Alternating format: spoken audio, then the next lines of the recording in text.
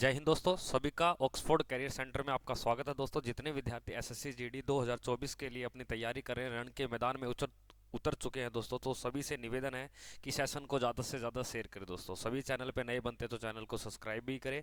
और डेली इसी प्रकार आपके मॉक टेस्ट आपको देखने को सुबह 6:15 बजे मिलते हैं। तो हमारा जो मॉक टेस्ट है, मॉक टेस्ट कौन से नंबर का, ये 7वें नंबर का। कौन से नंबर का मॉक टेस्ट है भैया? 7वें नंबर का ये अपना मॉक टेस्ट है, ये आपको ध्यान देना है।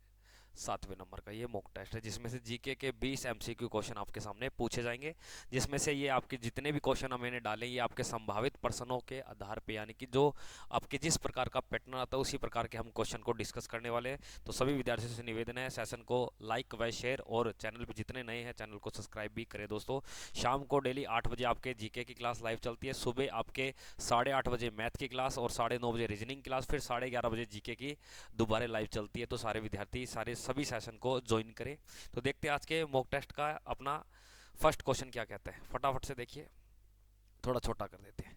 प्रश्न में क्या दिया गया है कि भारतीय संविधान सभा द्वारा भारत के राष्ट्रीय ध्वज का जो प्रारूप है डैश को अपनाया था। तो राष्ट्रीय ध्वज को कब अपनाया गया संविधान सभा द्वारा? 27 दिसंबर के, या 26 नवंबर, या 22 जुलाई 1947, या 24 जनवरी 1950। देखो, जो राष्ट्रीय ध्वज है जिसका नाम क्या है? तिरंगा। तो तिरंगे को संविधान सभा के द्वारा इसे 22 जुलाई 1947 को अपना लिया गया था। और इस राष्ट्रीय ध्वज का आपसे डिजाइनर या वास्तुकार पूछ लेता है तो याद रखना, पिगली पिगली वेंकैया। तो पिगली वेंकैया इसके क्या है भैया? वास्तुकार है। ये थोड़ा सा आपको ध्यान देना है। राष्ट्रीय ध्वज, तो राष्ट्रीय ध्वज के लंबाई व चौड़ाई का रेशो पूछता है तो 3:2 बताना है। राष्ट्रीय ध्वज में कुल रंगों की अगर संख्या पूछ ले तो आपको क्या बताना है? रंगों की संख्या। तो आपका जवाब होगा कि गुरुजी इसमें 4 रंग होते हैं। कितने रंग होते हैं? 4 रंग। और राष्ट्रीय ध्वज को संविधान सभा ने 22 जुलाई 1947 को इसे अपनाया था। ये ध्यान देना। अगले प्रश्न पे देखिए, मॉक टेस्ट का अगला प्रश्न देखिए फटाफट से। कौन सा विश्व का सबसे बड़ा ऊंचा युद्ध स्थल है? तो यानी कि विश्व का सबसे ऊंचा युद्ध स्थल, और इस युद्ध स्थल के ऊपर पाकिस्तान ने सन 1984 के ऊपर कब्जा किया था।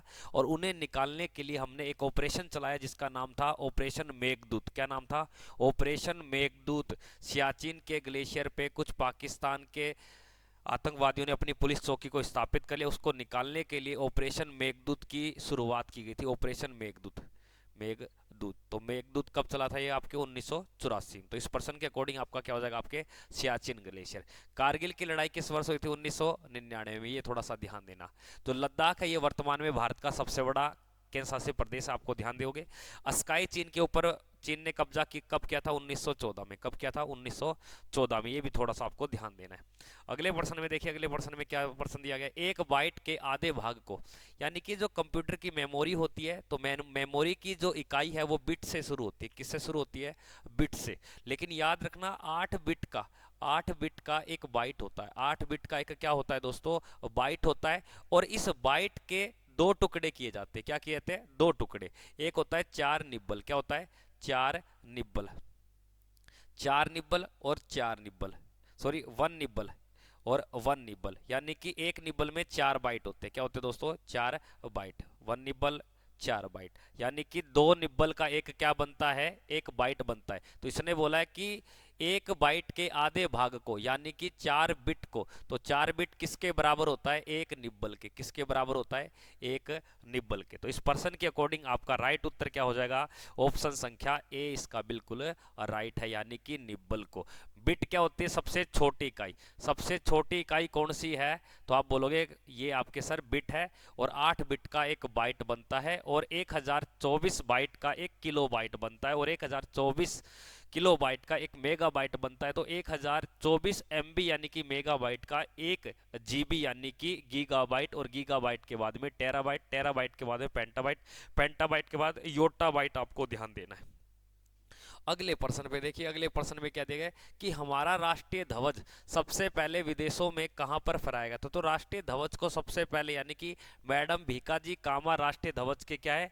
जनक है। ये आपको ध्यान देना। तो राष्ट्रीय ध्वज को सबसे पहले स्टुड स्टुटगार्ट जनवरी जर्मनी में इसको फहराया गया। तो उत्तर संख्या आपके क्या हो जाएगा? सी ऑप्शन इसका बिल्कुल राइट है। अगले क्वेश्चन को देखिए फटाफट।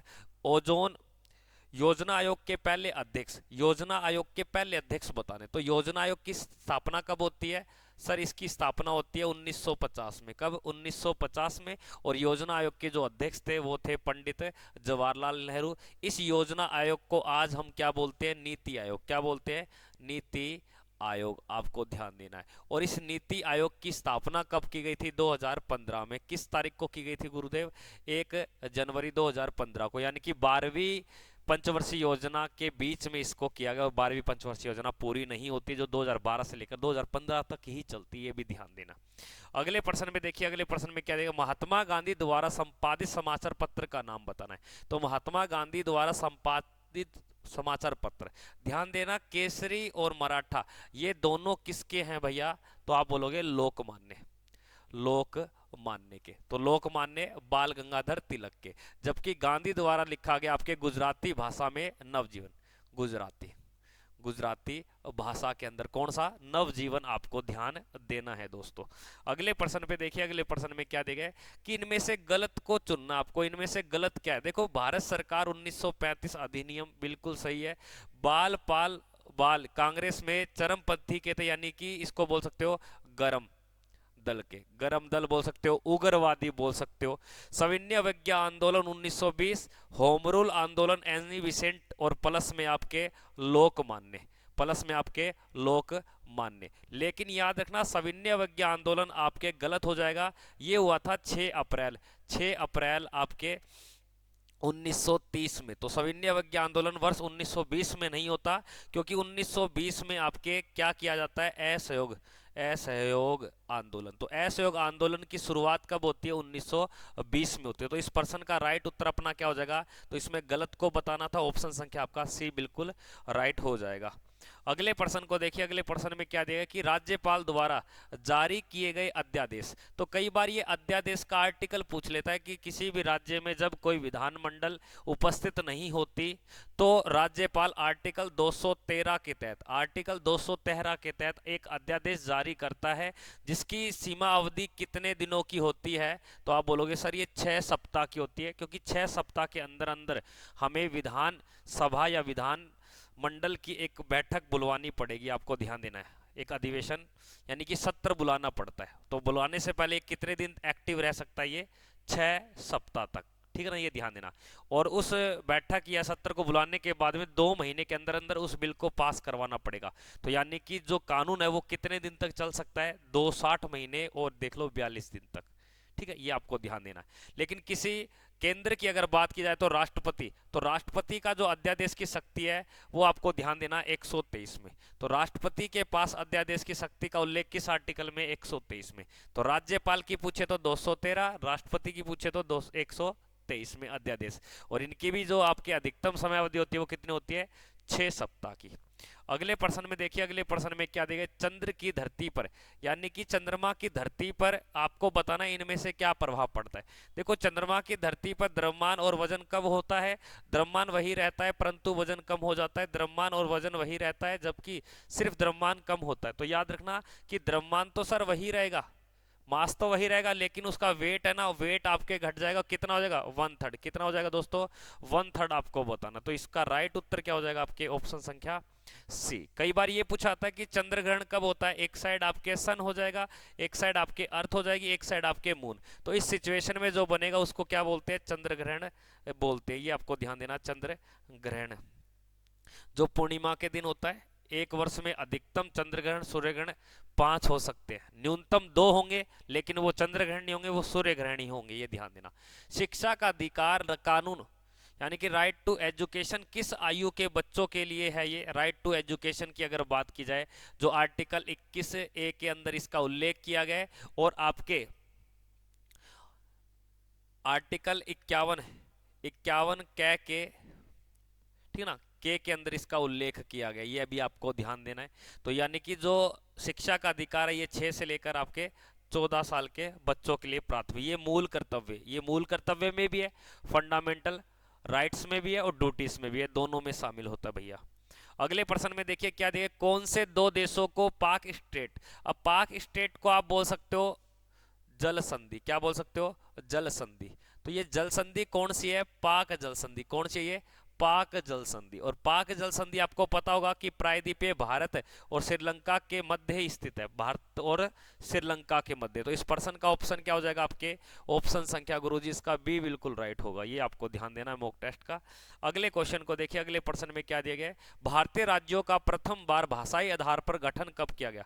देखो भाषा के आधार पर राज्यों का जो गठन होता है ये किस वर्ष होता है, तो भाषा के आधार पर राज्यों का जो गठन किया गया 1947 में, 1952 में, या 1950 में, या 1956 में। तो सभी राज्यों की बात कर दी, सभी राज्यों की। अगर कोई एक राज्य की बोले तो हमें किसका नाम देना है, आंध्र प्रदेश का। किसका नाम देना है, आंध्र प्रदेश का। तो आंध्र प्रदेश का गठन कब हुआ था, 1 अक्टूबर 1953 को। लेकिन सभी राज्यों का जो भाषा के आधार पर गठन किया गया ये कब हुआ, 1 नवंबर 1956 को ये लागू हो जाता है। कितने राज्यों के लिए, ये 14 राज्य और 6 यूटी क्षेत्रों के लिए। तो ये आपको ध्यान देना है। ऑप्शन संख्या आपके क्या हो जाएगी, डी ऑप्शन होगी। भाषा के आधार पे बनने वाला पहला राज्य, तो ये पहला राज्य है, आपको ध्यान देना, पहला राज्य भाषा के आधार पे। लेकिन सभी राज्यों का भाषा के आधार पे पुनर्गठन पूछे तो पुनर्गठन, तो पुनर्गठन किस वर्ष हुआ था, 1956 में। तो इस प्रश्न का राइट उत्तर 4 ऑप्शन हो जाएगा। अगले प्रश्न को देखिए, क्या दिया गया है कि निम्नलिखित में से कौन सार्क का एक सदस्य नहीं है। अब तो याद रखना सार्क संगठन है, इस सार्क संगठन की स्थापना की गई थी 19 दिसंबर 1985 को। और इस सार्क संगठन का हेडक्वार्टर कहीं पूछ लिया जाता है कि गुरुजी इसका हेडक्वार्टर कहां पर है, तो याद रखना इसका हेडक्वार्टर पड़ता है काठमांडू में। और सार्क संगठन के अंदर जो कुल देश है, तो कुल देशों की संख्या आपको बतानी 8 है। कितनी है, 8 है। 2005 में अफगानिस्तान को भी शामिल कर दिया, तो इसमें 8 देश है। कितने देश हैं, 8 देश है। जैसे भारत है इसका शामिल, पाकिस्तान इसका शामिल है, अफगानिस्तान इसका शामिल है, उसके बाद में नेपाल इसका शामिल है, नेपाल हो गया। फिर आपको बताना है सर इसका भूटान भी शामिल है, और बांग्लादेश भी। कौन सा, बांग्लादेश भी आपको ध्यान देना। उसके बाद में इसका श्रीलंका, रुक जा भाई एक बार,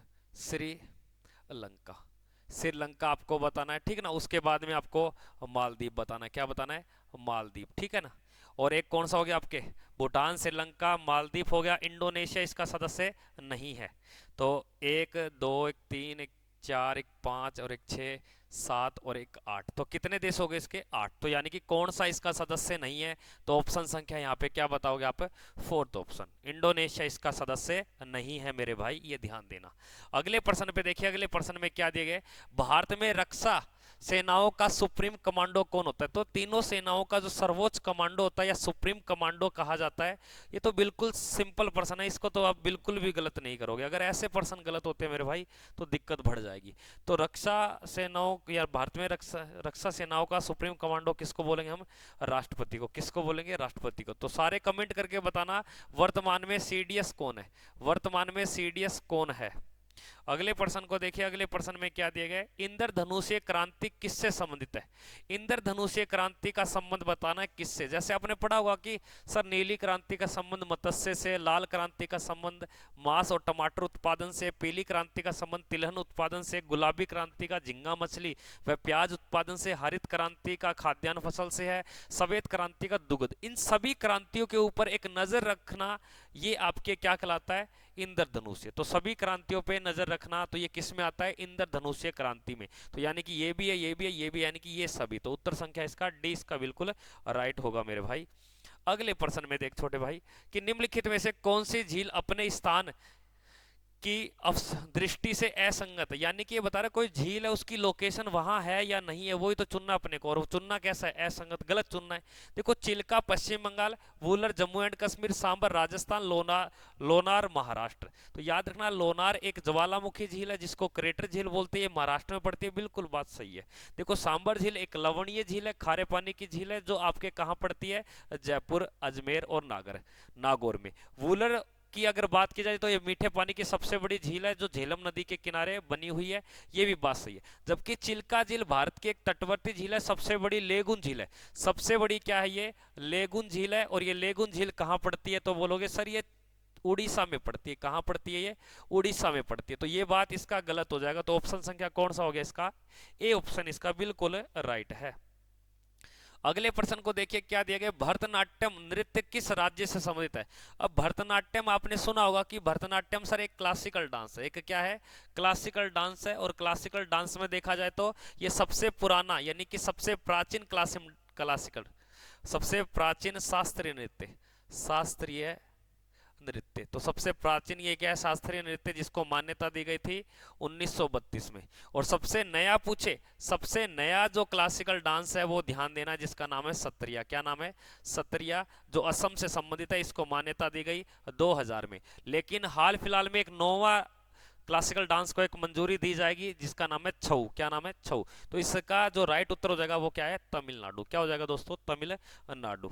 अगले प्रश्न में देखिए क्या प्रश्न दिया गया, नेक्स्ट क्वेश्चन, 21वीं शताब्दी का सिल्क रूट किसको कहा जाता है। जो 21वीं शताब्दी का जो सिल्क रूट है ये किसे कहा गया, 21वीं शताब्दी का सिल्क रूट किसे कहा जाता है।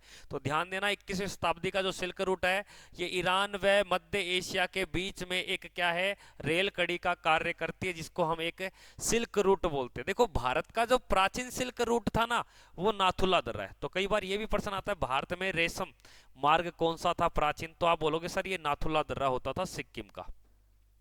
अगले प्रश्न को देखिए भाई क्या प्रश्न दिया गया, नेक्स्ट क्वेश्चन को, किसके शासनकाल को प्राचीन भारत का स्वर्णिम काल कहा जाता है। अब किसके शासनकाल को प्राचीन भारत का स्वर्णिम काल कहा जाता है, यानी कि स्वर्ण मुद्राओं का प्रचलन ज्यादा किया गया, स्वर्ण मुद्राएं, तो ये सभी को पता है। तो ये किसमें किया गया था सर, ये गुप्त शासन में किया गया था। किसमें किया था, गुप्त काल या गुप्त शासन में। और गुप्त काल का संस्थापक कौन था, सारे विद्यार्थी कमेंट करोगे। अगले प्रश्न को देखिए, मॉक टेस्ट का जो आपका लास्ट क्वेश्चन है, मॉक टेस्ट के लास्ट क्वेश्चन यानी कि 20 में से आपने कितने क्वेश्चन राइट किए ये सारे कमेंट करके बताओगे। ईमानदारी से लगाना टेस्ट को, ठीक है ना। सरदार सरोवर परियोजना से लिखित राज्यों से किसको लाभ मिलता है। देखो सरदार सरोवर परियोजना आपके देश की सबसे बड़ी विद्युत परियोजना है। तो सबसे बड़ी विद्युत परियोजना का नाम क्या है, सरदार सरोवर परियोजना। और ये कहां पड़ती है, नर्मदा नदी गुजरात के अंदर पड़ती है ये। और इससे गुजरात, महाराष्ट्र, राजस्थान, गुजरात, मध्य प्रदेश, महाराष्ट्र, राजस्थान, ये 4 राज्यों को पानी मिलता है। कितने राज्यों को, 4 राज्यों को। तो इसका राइट उत्तर क्या हो जाएगा, ऑप्शन संख्या इसका 4th, बिल्कुल उपयुक्त सभी राज्यों को लाभ दिया जाता है। देश की सबसे बड़ी विद्युत क्षमता। तो जिसने मॉक टेस्ट अभी तक बाकी नहीं देखे, सारे आप बाकी मॉक टेस्ट को भी देखें। इस टेस्ट में जितने क्वेश्चन आपके राइट है वो बताइए सारे विद्यार्थी कमेंट करके। और फटाफट से सेशन को दबा के शेयर करें। चैनल पे जो भी नया बना है चैनल को सब्सक्राइब करें। मिलते हैं एक और मॉक टेस्ट के साथ, और शाम को डेली 8 बजे लाइव जोड़े। जय हिंद, वंदे मातरम।